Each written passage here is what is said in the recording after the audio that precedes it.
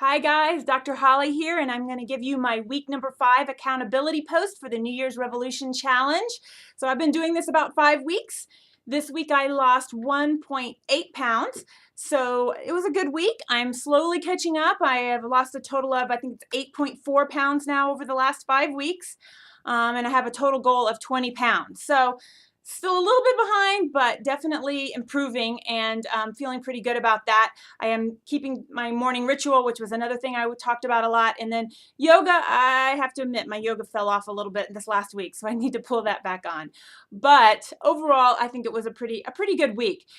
This is the week that for your homework, actually in week number 6, I've asked you to kind of check in with yourself, right? To look back over the last 5 or 6 weeks and say, hey, what's gone really well? What am I the most proud of? And then to look forward and say, what do I want to improve? You know, how can I finish strong? What do I want to do to make sure I hit my goal? So if I do that for myself, in terms of what I'm the most proud of, you know, I think it is being authentic, putting everything out there, you know, showing you that I'm not perfect and that I have trouble struggling with some of these behaviors just like everybody else.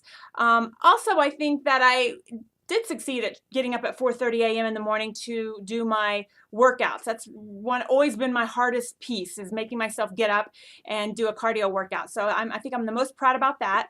If I look forward in terms of what I want to improve, I think it's meal prep. I'm still not great at that.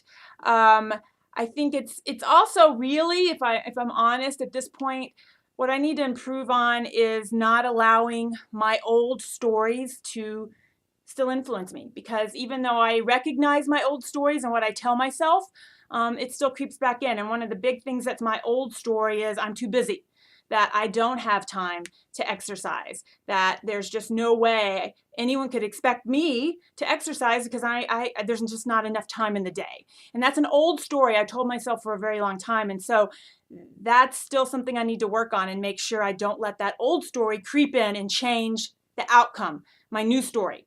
And so that's something I still need to work on, that kind of story popping into my head. So that's what I'm going to try to improve over the next 6 weeks and hopefully finish strong. One thing I just want to tell everybody is, let's do a negative split. It's so important to finish strong. You feel so good. If you're running a race and you finish it stronger than you start, it feels so good when you cross that finish line. The other thing I always say is, let's sprint through the finish. Don't just slow down. Don't just barely make it across. Sprint through the finish. And so I really challenge everybody to plan to finish strong, and let's all just sprint through that finish, and we'll have a celebration at the end, and we can all be proud of what we've accomplished. So that's it for this week, and I will see y'all next week.